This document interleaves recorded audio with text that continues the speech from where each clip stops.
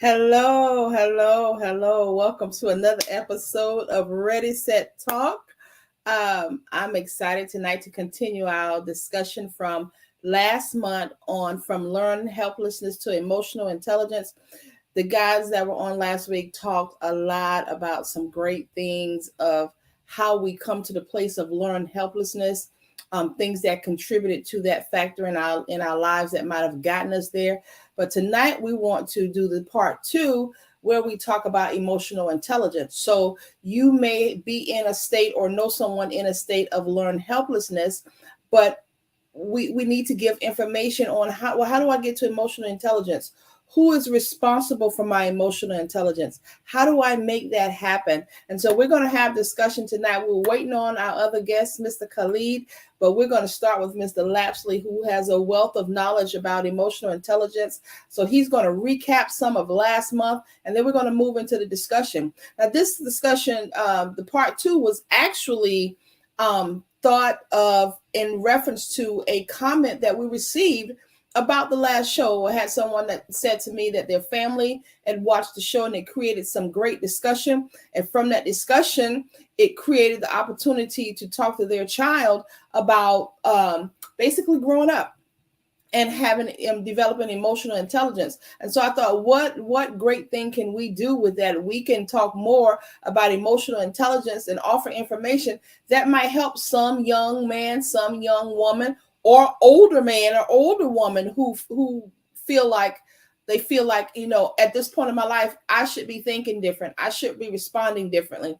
I should be handling situations differently. And so this information, hopefully tonight, will help you move from that place of the learned helplessness state to emotional intelligence so that you can make decisions in life. You can make changes in life that are going to be better for you, better for your family, and better for those around you. So we're going to get started with Mr. Lapsley. Doug, I want you to go back and recap some of the things we talked about last month, or the things you guys talked about last month and talking about learned helplessness and how we got there, and the things that contribute to it.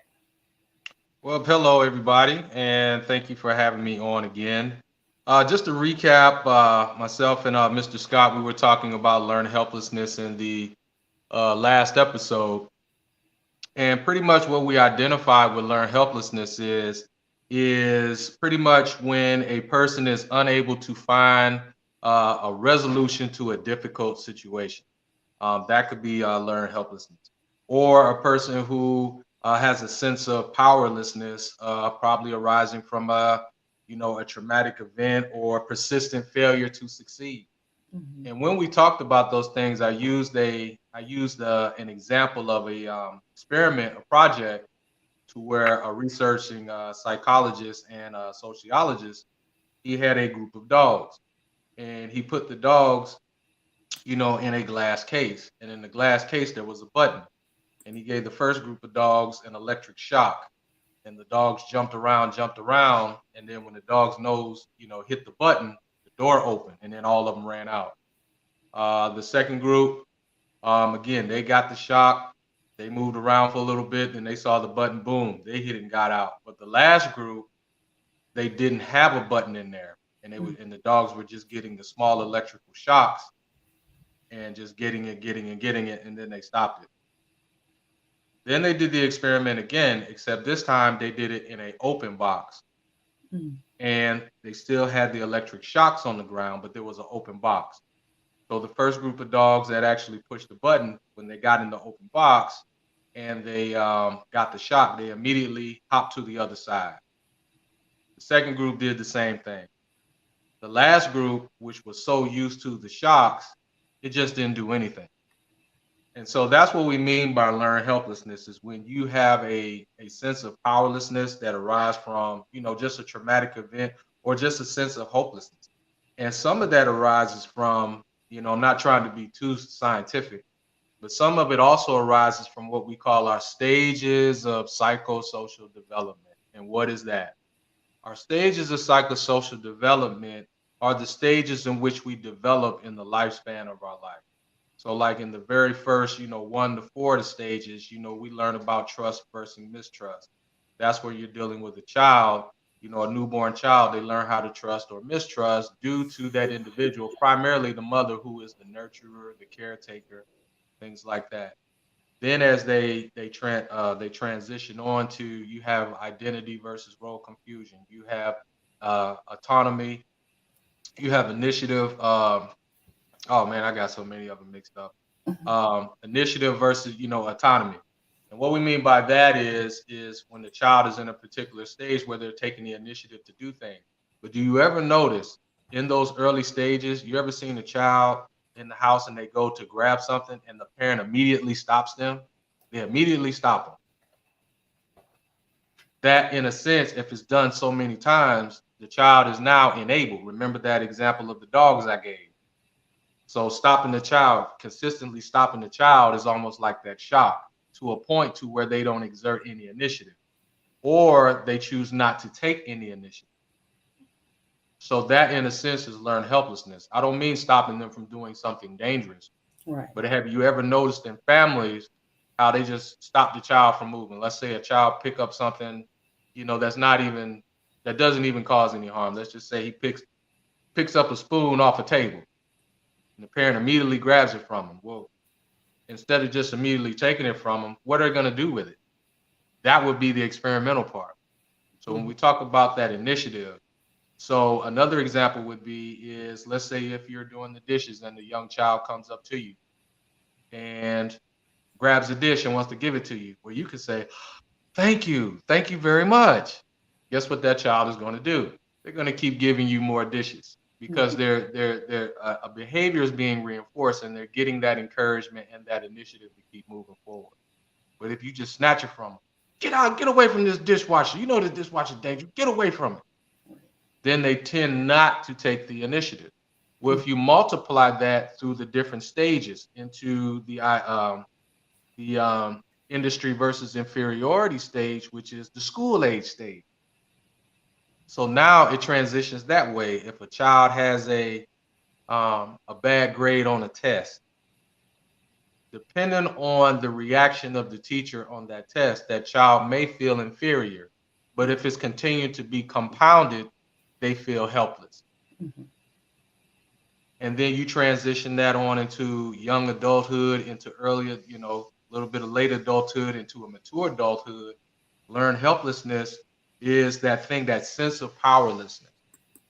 And so we talked a little bit about that and how unconsciously, sometimes as parents, we set conditions in our parenting and in our home for our children to learn to be helpless and don't even know it. Right. And don't even know it. We also can do it with our spouses, husbands and wives. Like, I'm a husband, but if something was to happen to me, does my wife know where the power of attorney is? Does she know, all of the stuff of the estate is? Does she know how to continue to take care in my absence? But if Mm-hmm. I have not given her the tools and things like that, now you have ignorance compounded on top of the trauma of loss, because now she's in a helpless state because I didn't give her what she needed.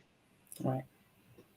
So we talked a little. So in learned helplessness, again, is when a person is unable to find solution. And even with some of the clients that we deal with some from time to time, some of these young black men, what do you do when you're trying to do everything right, but everything goes wrong, and then it continues to go wrong? Now they feel a sense of helplessness, and they feel like nothing that they can do matter. Mm-hmm. So that's what we mean by learned helplessness. Um, then we transitioned over into emotional intelligence, and what we mean by emotional intelligence is, the ability to identify your emotions in a intelligent way. And I'm gonna give you a good example. I'm a Star Trek guy. Actually, I'm a Star Wars guy, but I'm also a Trekkie. I think everybody here remembers Spock, right? Everybody remembers Spock. I like the movie that they just put out like about 5 or 6 years ago. They did a real good representation of a person who played Leonard Nimoy as Spock, to where he was half human and half Vulcan.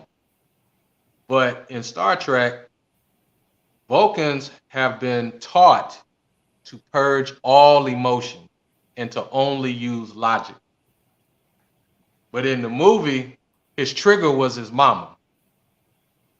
So in the movie, it came to where he took over the Enterprise, but Captain Kirk had to take it back. And the only way he could attack him was to talk about the man's mama. And then that's when all logic went out the window, and he just got to beating up on Captain Kirk. So what emotional intelligence is pretty much the ability to recognize your emotion and actually exercise it in an intelligent way. That's what emotional intelligence is. And sometimes, in our particular culture, social culturalization, we have been taught to internalize a lot of our emotions, especially as Black men. Mm-hmm. There is this such weight of stoicism that is placed on us because we are the provider, we are the protector, we are the progenitor, we are all of these things. And all of these things that we are is absent of recognizing us as being also emotional beings, of being human beings. Mm-hmm. And so having the ability to recognize our emotion and not just act out of what is placed on us and actually exercise it in an intelligent way is what emotional intelligence is. Have you ever had a family member who only did one thing one way and their intentions was right, but it was damaging the family? Mm-hmm. Or a person or a family member who's they're just hard to love. Mm-hmm. Emotional intelligence, right? So why is that person just so hard to where it's hard for that family to love that individual? Mm-hmm. So I actually look at the individual. Why is it so hard to love you? Mm-hmm. Emotional intelligence. And so there's a scientific definition about it. And there's a lot of debate around emotional intelligence, but it's the ability to carry out accurate reasoning. The ability to carry out accurate reasoning focused on emotions and the ability to use emotions and emotional knowledge to enhance thought. I'm going to say that definition again. Emotional intelligence is the ability to carry out accurate reasoning focused on emotions and the ability to use emotions and emotional knowledge to enhance thought. So what's your trigger? What's your trigger? Because here's another good example. And I say, what's your trigger? Black mothers, y'all always say this. You have got on my what? Last nerve. That switch is about to flip, but when we say things like that in these nuances, that's emotional intelligence because you're telling that individual, hey, it's about to go left. I'm recognizing it is about to go left. So it's on you when it go left because I just told you, you're getting on my last nerve. That's emotional intelligence. Yeah, I hear you talking about listening to you talk about emotional intelligence and the definition that you gave. It made me think of the 5 elements of emotional intelligence, which are, the first one is self-awareness. So in order to have any type of emotional intelligence, you got to be aware and understand your emotions, what you are feeling and why. And not only what you are feeling and why, but how does these feelings that I'm feeling impact and affect the people around me? Then you got self-regulations. I understand these emotions. I understand what I'm feeling, why I'm feeling, how they affect other people. How do I regulate this emotion so that I minimize the impact that it may have on somebody else, or minimize even the impact it may have on me should I not respond the correct way? Then you have motivation. Motivation plays into your ability to self-regulate. What motivates me to self-regulate in a positive way? So if you're on a job and something happens, or somebody says something to you, or the boss says something to you, and you have these feelings, you're not wrong for having the feelings. You're a human. You're going to respond. You're going to respond to things that happen to you. But what's my motivation for responding the correct way? If I don't respond the correct way, I'm going to lose my job. And I don't think some people tap into that motivation. And then you have empathy. Empathy is really big because empathy allows you to have the feelings that you feel, but then understand that my response will impact and affect somebody else. And then social skills. So all of those 5 elements play into that definition that you were talking about of emotional intelligence. So you have to take all of these pieces to the puzzle and really analyze them for yourself and say, am I aware of my feelings and my emotions at any given time? Or do I just respond? Do I just react? Do I just go off? Or am I able to step back and say, and one thing about emotional intelligence doesn't mean you deny your feelings. It doesn't mean you pretend that something is not wrong. That's not what emotional intelligence is. Emotional intelligence says something is wrong. I feel this way, but let me think about how I'm processing this. Let me think about how I'm navigating these feelings and emotions in the most positive way possible. You agree? I agree. I'm gonna go a little bit deeper with that. When we talk about, emotional intelligence, and you said emotional regulation, and the question, that someone might have is, how do I recognize it? Or, do I even have it? Yes, you do. When you go to your job, if your boss says something to you and you really just want to flip out and lose it, you check your attitude right then and there, because guess what your emotional intelligence do? If I slap my boss on the job, here's what can happen. I'm gonna go to jail. I'm gonna get sued. I'm going to jail. I'm gonna get fired. Loss of income. That emotional intelligence. Because like I said, the ability to carry out accurate reasoning focused on emotion. So you use it all the time. You use it when you go to work. You do. Because there's a cause and effect. That's it. There's a cause and effect. Now, it's the same thing at home. And when we talk about emotional intelligence, there's also another thing. It's also called incremental validity. What incremental validity means, when you're using emotional intelligence, it's used in predicting an outcome, a social outcome. So just like I said, if I slap my employer, getting sued, getting fired, going to jail, loss of income, loss of time, all of that. That's going to be the predicted social outcome, because I did not use accurate reasoning focused on my emotions. So now how do we translate that in the home? The same way you do it at work. If I say this to my employer, this is what's going to happen. There he is. There you go. Welcome. If I say this to my employer, this is what's going to happen. If I say this to my employer's employer, the boss, this is what's going to happen. So why can we not do that? If I say this to my wife, this can emotionally happen.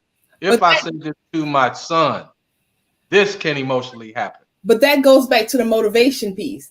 What motivates you in regulating and walking in emotional intelligence on your job? The motivation: I'm gonna lose my job. I lose my job, I don't get a paycheck. We don't necessarily have that kind of motivation in our relationships. You said it earlier. The consequences motivate me, on my job, to operate in a level of emotional intelligence so that I can avoid these consequences. We tend to respond negatively with people we are comfortable with because we know nothing, for the most part, nothing is going to happen that I'm going to have to feel the consequence of. So I don't go into regulating these emotions. So, Mr. Khalid, Mr. Scott, what we're talking about is the emotional intelligence, and how do you tap into that, and the importance of tapping into that, and the importance of knowing the dynamics of your being self-aware, and all of these things. And Mr. Lapsley has given a great definition of emotional intelligence and how that plays a part in our life. So I'm going to allow y'all to continue this discussion on emotional intelligence, and that's where we are. Yeah, Mr. Scott, my dog, man. He my dog, man. But yeah, but most definitely, yeah, I use the definition of Mr. Scott of emotional intelligence is the ability to carry out accurate reasoning focused on emotions and the ability to use emotions and emotional knowledge to enhance thought. And one of the analogies I gave was we do it on the job all the time. Mm-hmm. If I slap my employer, what's going to happen? I'm going to lose my job. I'm going to lose my freedom. I'm going to lose loss of income, might lose my livelihood, all of these things. We regulate it because, according to what Dr. McDaniel was saying, because we know that there's a consequence. But when we take a look at our families, sometimes we pretty much marginalize the consequence for our emotion because we don't regulate it as much or put enough priority on emotional regulation and emotional intelligence in our own home. But what you got? I know you got some. Drop me some gems, man. I know you got some gems. Absolutely. Well, you know what? Again, thank you both for having me, to appear again for this part 2. And we knew when we did part 1 that we had started something, right? And, when I think about emotional intelligence, and I remember when I first heard about it, I'm like, it sounds very simple, right? How you pair emotional and how you pair intellectual together, because together they're outstanding, right? Apart, they can get us in trouble. Boom. Right? Yeah. Because if you're being emotional and you're not using your rational mind, you're going to make certain decisions and do certain things that you're going to have to pay the consequence for, right? Just like you said with the work analogy. If you use just intelligence, then you're going to miss out on the subtle stuff that you need to pay attention to. So again, separate, they can get us in trouble.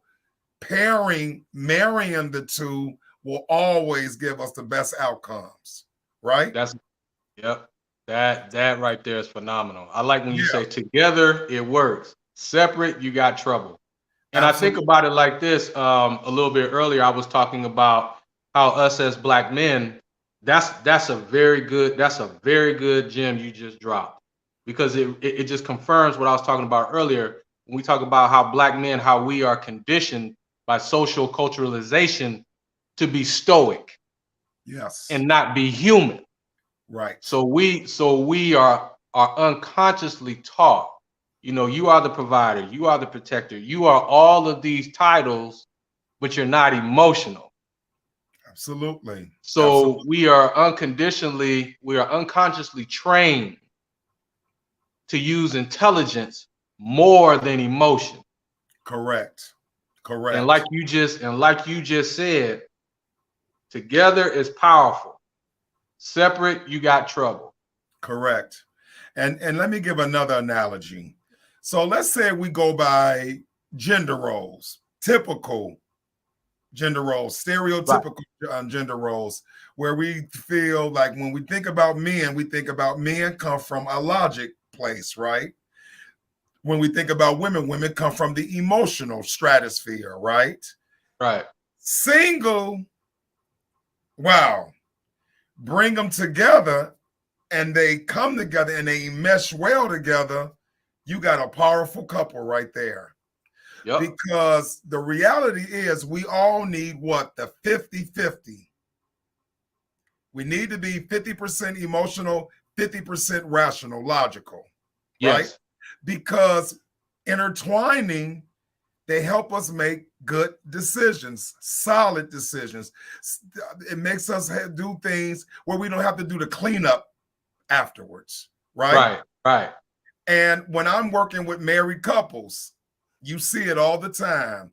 Once the husband starts really loosening the intellect grip and start understanding where his wife is coming through emotions, oh wow, he has all these epiphanies. and vice versa. When I'm talking to my female friends who happen to be married, they always say, Khalid, you're the greatest friend I have because you give me the man side of things, but you're emotional enough where you can bring it to me, help me understand the intellect part so I can work on my marriage to that guy because I don't like him right now, right? So by me being a 50-50 person, right, dual, then I could tell her, for example, okay, your husband is looking at it like this because he's the provider. He has to make sure you are protected and provided for. You are taking care of the home, handling everything with the children, making sure that the toilet paper and the napkins are in the pantry because you want your house ran a certain way, right? When you put the both together, you make a phenomenal home, right? You make a phenomenal home. Yeah. When you think singularly, right? You both go off the cusp, and then you need to go and see somebody like me. But when you work in unison, when you pair that emotional and intellect together, you know what I'm saying? How can you go wrong? And that gives us a state of mind that we all need to work on. Because, like, for instance, I'm a Cancer. Cancers are known to be what? Very emotional, very sensitive. Well, Cancers, we learn early on, being that way gets us in trouble. Being that way gets us stigmatized. But when we pull that little Leo in us, that's the sign after us, right? And Leos are the leaders, the lion. When we tap into both, it's like, let me make this decision with a little heart and soul behind it. And oh boy, I get everything I want. I get everything I want. And it's that simple. It's that simple.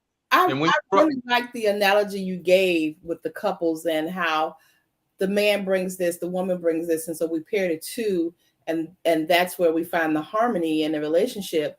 Taking that same analogy in an individual person that needs to pair those two things, how would an individual bring those two things together and pair them so that they operate in optimal emotional intelligence in situations?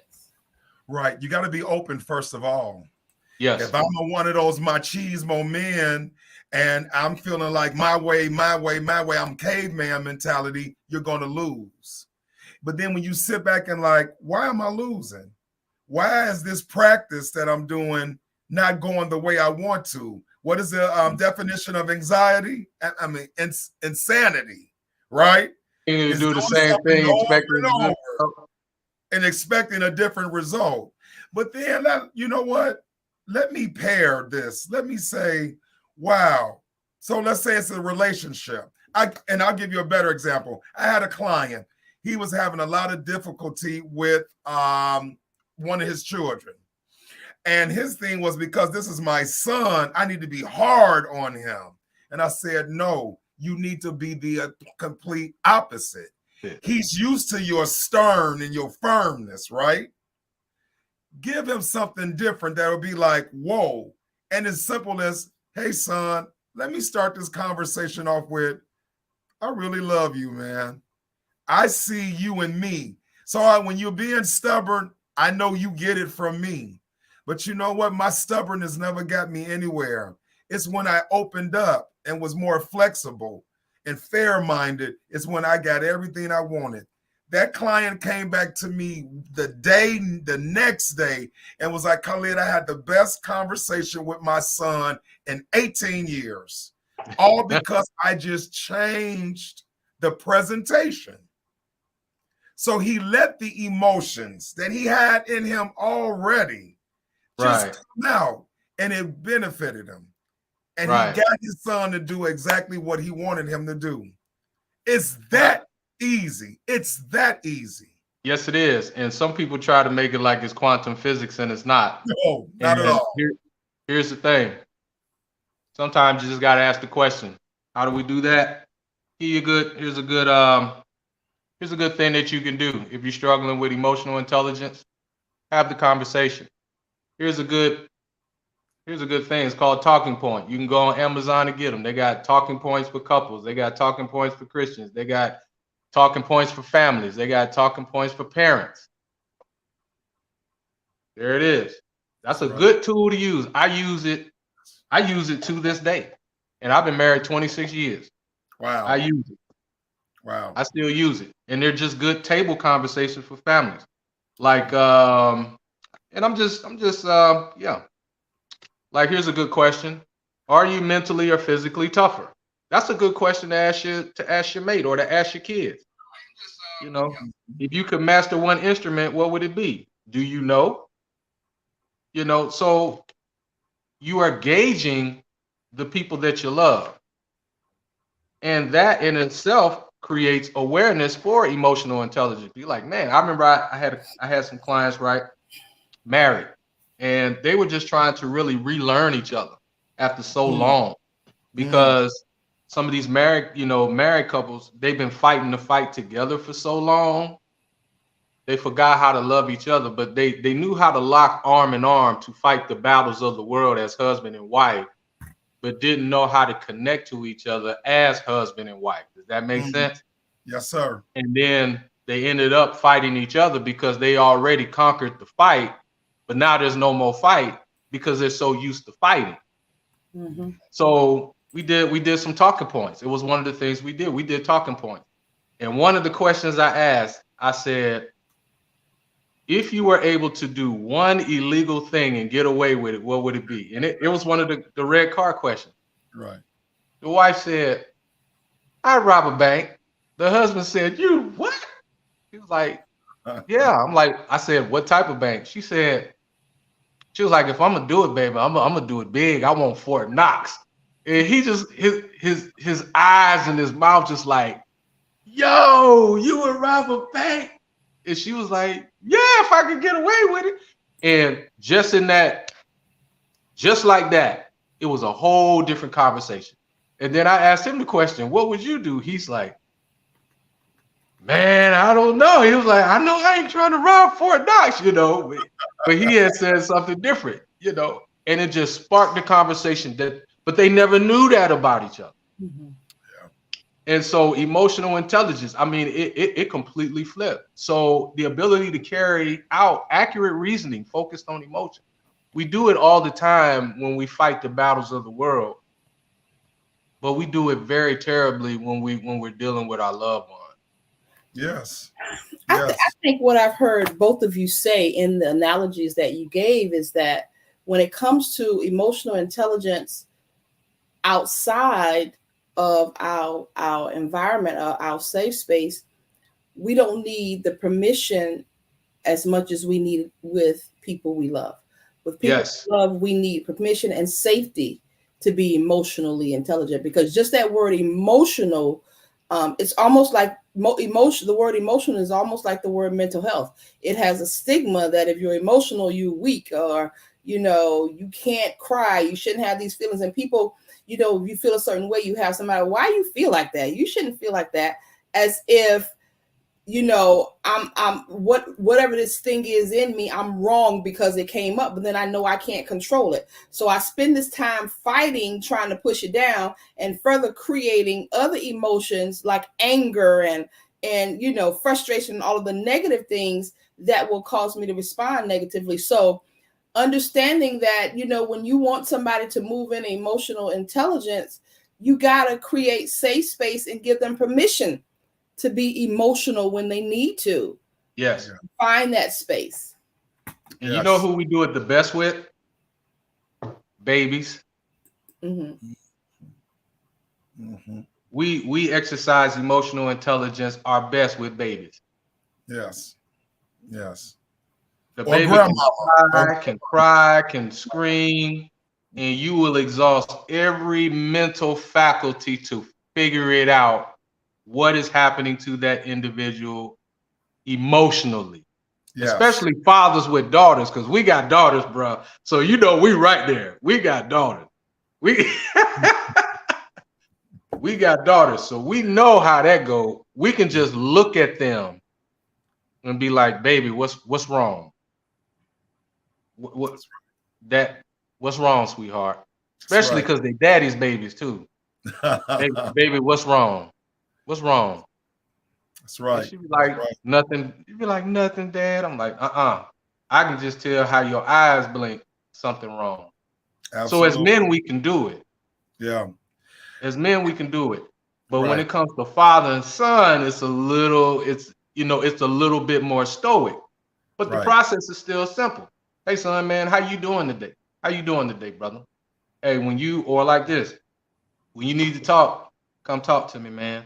Just know that, and I tell my son this, when he had a very trying life trial, I said, hey, just know this. I love you and you're safe. I just said those two words. I love you and you're safe. And whenever you want to talk about it, we'll talk. And I left it alone.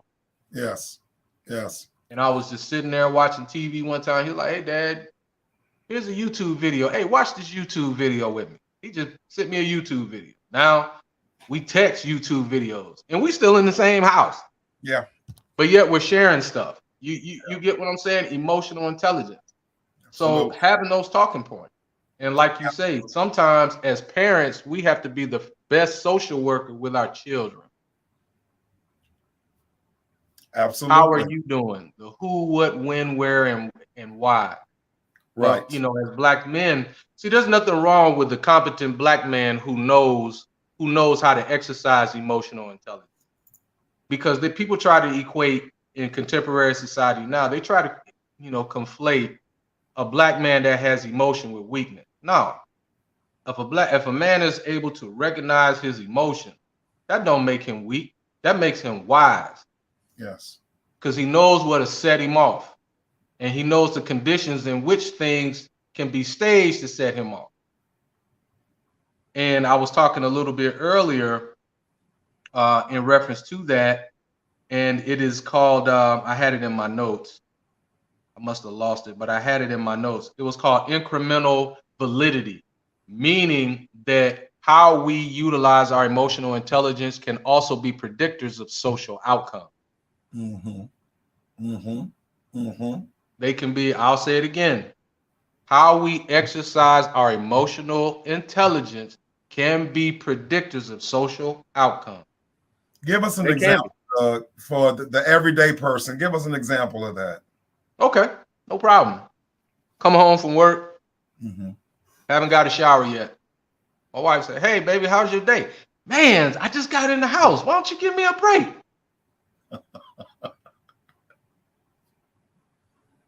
Now, and we know our women, we know our sisters. I know you did. Then you in the shower, right? You in the shower, you're like,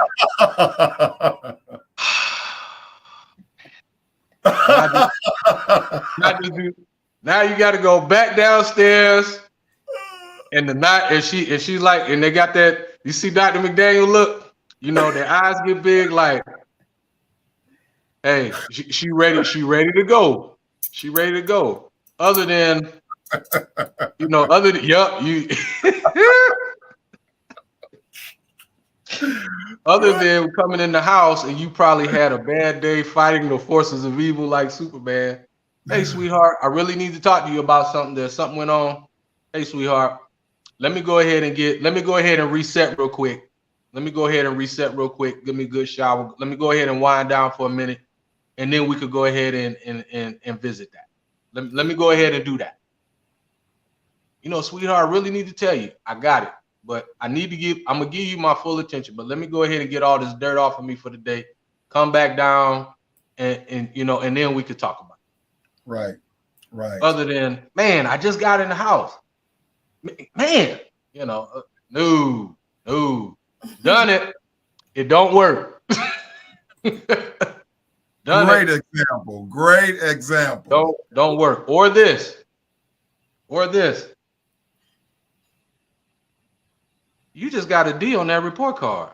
What is your problem? Is this what we do? As hard as we work, put you in a good school, and you end up with D's? What? Wow. Learn helplessness, right? But did you ever? But emotional intelligence would be like, hey, son, this is your second grade period with 2 Ds in this class. Yeah. What are you having problems with? What do you need help with? Do we need us to get a tutor or whatever? Or watch this. Do you know how to study? What study habits are you using? Are you managing your time? Do you know how to manage your time? See, emotional intelligence.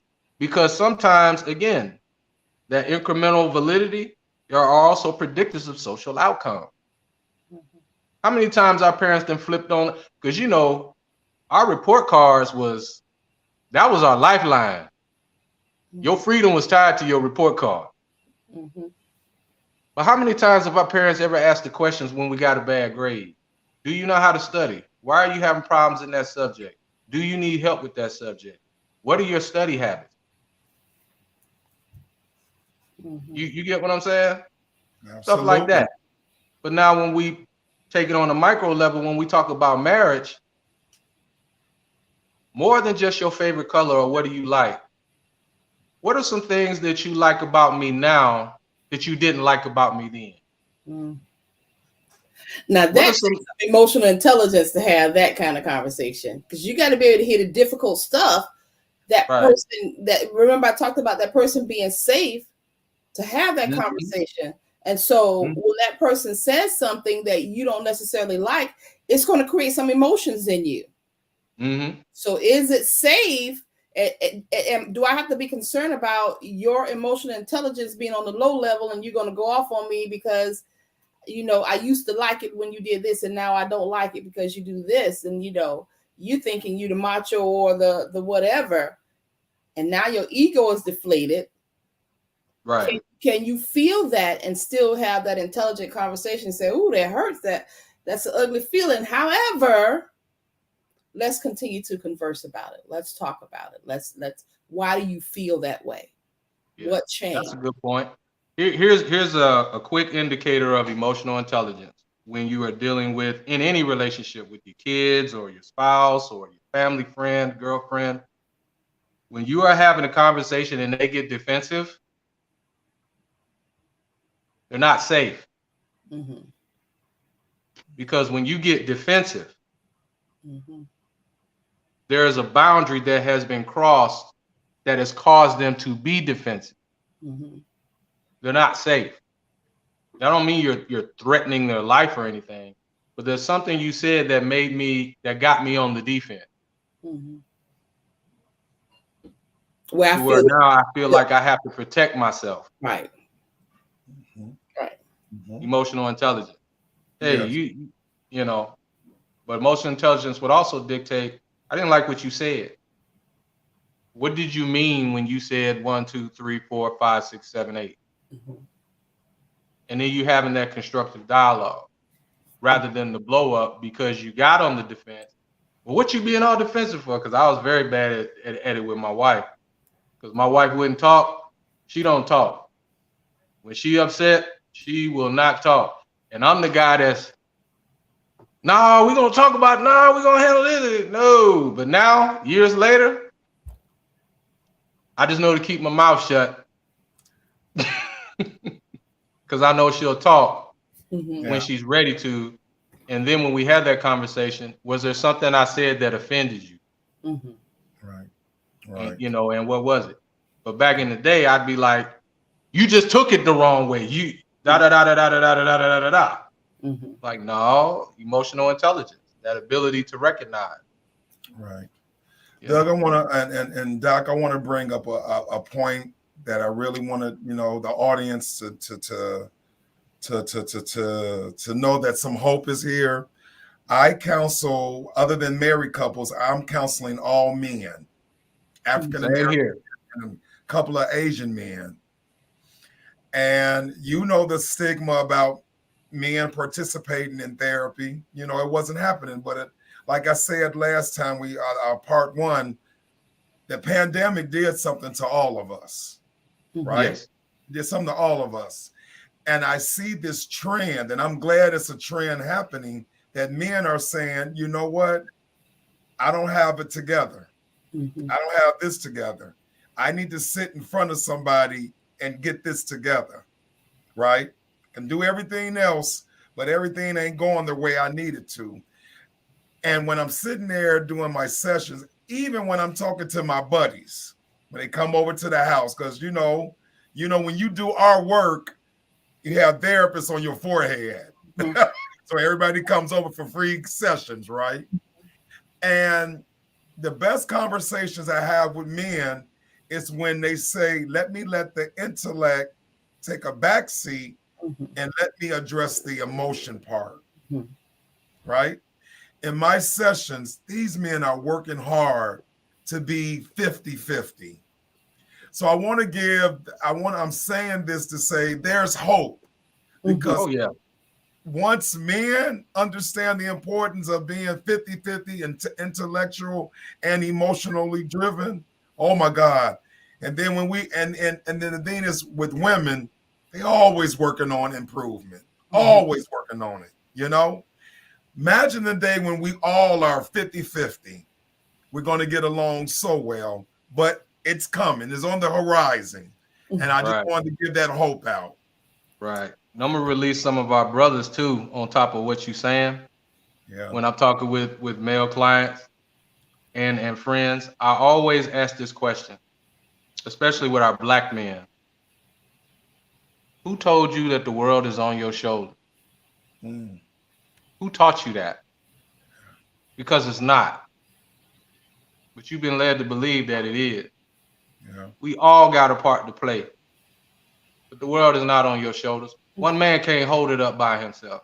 Absolutely.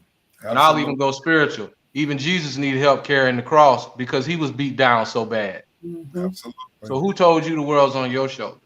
Yeah. And I'm like, hey, brother, no, take off the Superman cape. Yeah. That invisible weight. Words right out my mouth. Yeah. Put the cape in the cleaners. Yeah. Yeah. Yeah. Absolutely. Man, what a great conversation. What a great conversation. Thank you so much, Mr. Lapsley and Mr. Scott. As always, great conversation, great discussion. I think it's information people can take and not just be information they heard on a video, but I think this information will create further discussions in homes, among friends. And that's what we want. We want you to take this information, look up the terms we talked about, ask your family, do you feel safe being emotionally intelligent, using the talking points? And talking points are great. One of the things I use with my clients, I use conversation starters is what it's called. But those questions that allow you to be able to tap into that emotional space so that, you learn to bring that intellect and those emotions together and learn how to marry the two so that you can interact with society on all levels, because our social interaction is leveled. You don't act the same way with your boss that you act with your wife, that you act with the children, your siblings, and so forth. But it doesn't matter who you're interacting with. If you marry that intellect and that social, that emotional intelligence, I promise you, you're going to have better social interaction in your life on a daily basis. Thank you so much for joining us for another session of Ready, Set, Talk. Join us next month where we have another great topic where we talk about real people in real life and real issues. Have a good night. Thank you. Real issues affecting real people in real life. Ready, Set, Talk. Real issues affecting real people in real life. Ready, Set, Talk. Come on and talk about it. We're gonna talk about it. Let's all talk about it, 'cause we're real people.